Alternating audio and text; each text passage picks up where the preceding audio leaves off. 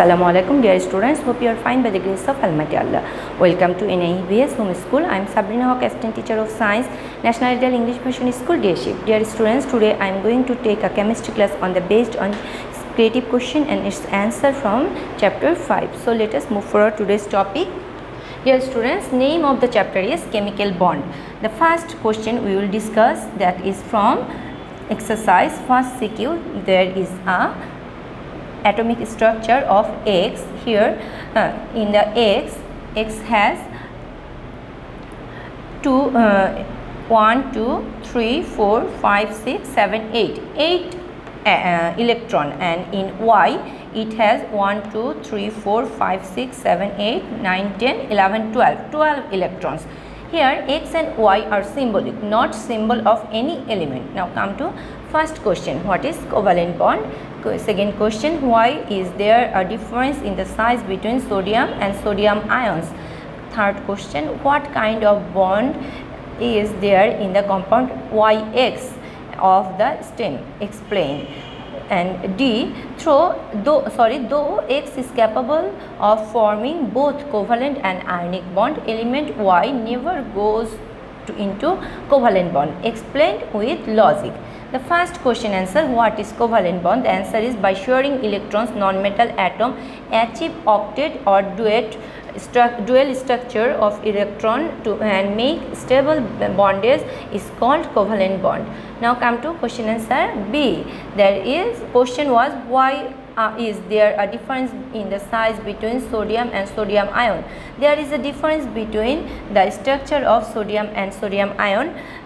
We can know the reason from their electronic configuration. Besides, though there is one electron less in sodium ion, its one main energy level will reduce. As a result, the number of main energy level of sodium ion will be 2. As sodium ion's energy level is less than sodium, its size of sodium ion will be small. Besides this, sodium and sodium ion have same number of proton, but in sodium ion the electron number of the outermost stage is less, so the attraction to the electron increase. As a result, the size of sodium ion is reduced. That means for the energy level stage and the electron number, the size of sodium and sodium ion are different. Now come to question C. And what kind of bond is there in the compound Y and X in the stem? For the figure of the stem, we can see that there are 8 electrons in X element and there 12 electrons in Y element. Therefore, X is it will be atom. X atom is oxygen and Y atom is magnesium. Their ionic bond will be YX. That means magnesium oxide in the stem. Dear student, here why I write YX and where they are in the question they had written YX, because when metal made ionic compound, that time the name of the metal will come first and the name of the non-metal will be go as follows the metal. That means first we have to write the magnesium, then we can write the oxygen, because oxygen is non-metal and magnesium is metal. Now explanation with logic.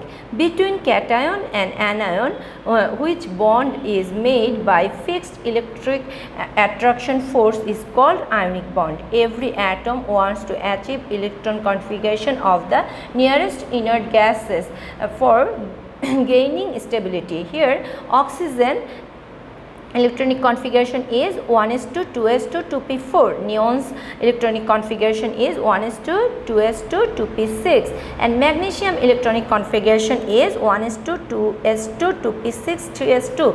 Here both oxygen and magnesium electronic nearest inert gas is neon, and they both want to get electronic configuration like neon, because it is too hard to get 6 electrons for magnesium.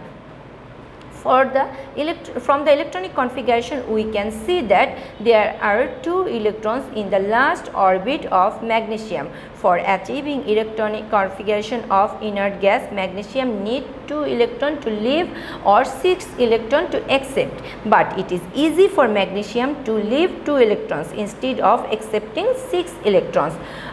So magnesium leave 2 electrons and make magnesium ion or magnesium cation, and that means magnesium give up 2 electron and it becomes magnesium cation.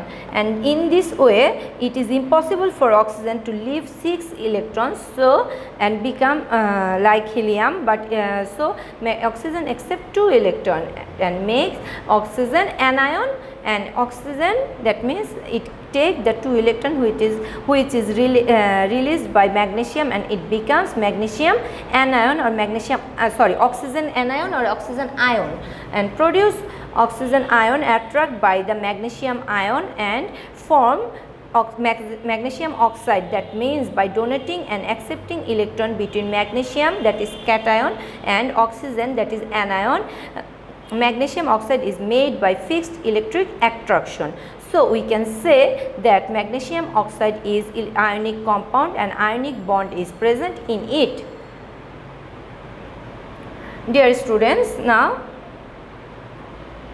come to the next question answer, that question D,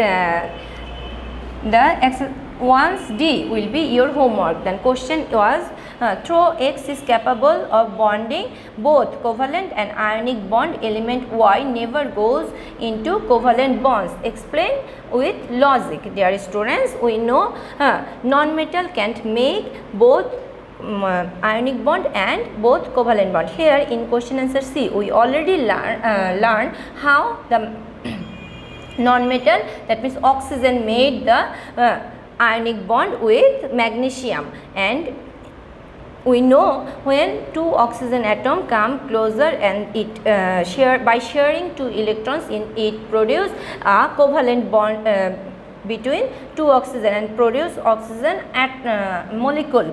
Then that's why we can say the element X, that is non-metal, can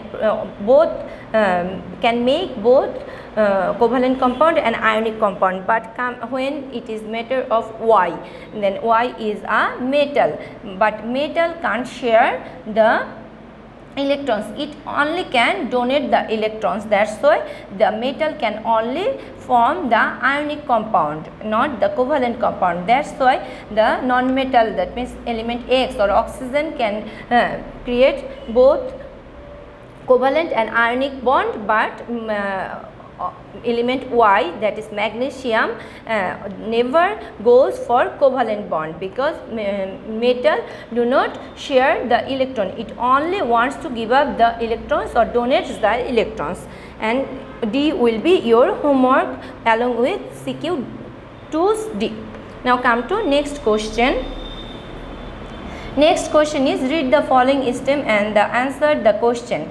The first is, that is CH4 methane, then second one is NaCl sodium chloride, it is edible salt, then next one is carbon tetrachloride, and that is CH2OH.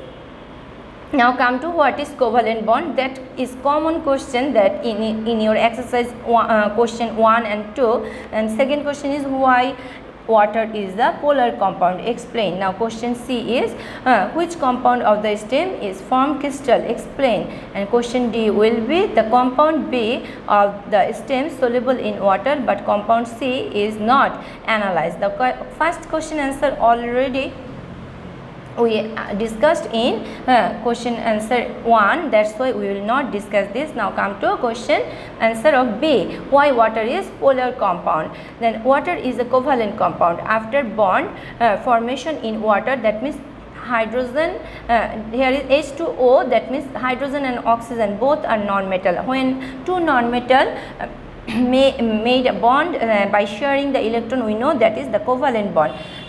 That in water molecule both nucleuses attract the shared electrons pair between atoms. The ability of this attraction is higher in oxygen than in hydrogen. The ability of attraction of shared electron in covalent bond is also electronegativity. Due to the attraction in the shared pair transfer to oxygen atoms slightly, and that is why there arises a partial negative charge on oxygen and partial negative charge on it will be here one line.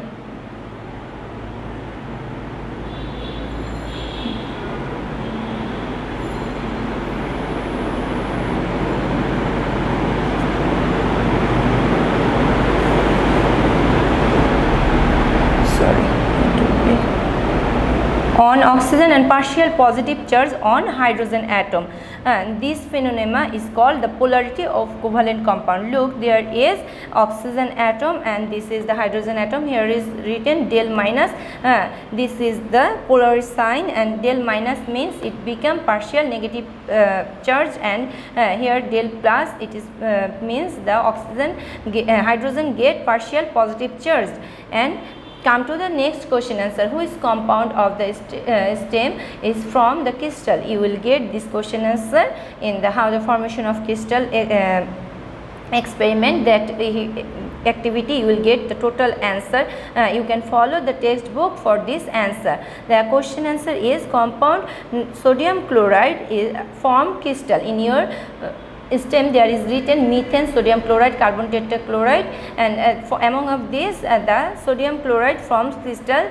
Take sodium chloride in a beaker, add water and heat it a bit and dissolve as much salt as possible. Now preserve beaker some days along with the cotton liner hanging inside. After some days pick up the liner, it is found salt crystal formed. Then usually all ionic compound remains as crystal, though some form crystals. Usually covalent compound are not available in crystal form, but there is some exception too. Now come to the question D, that will be also your homework.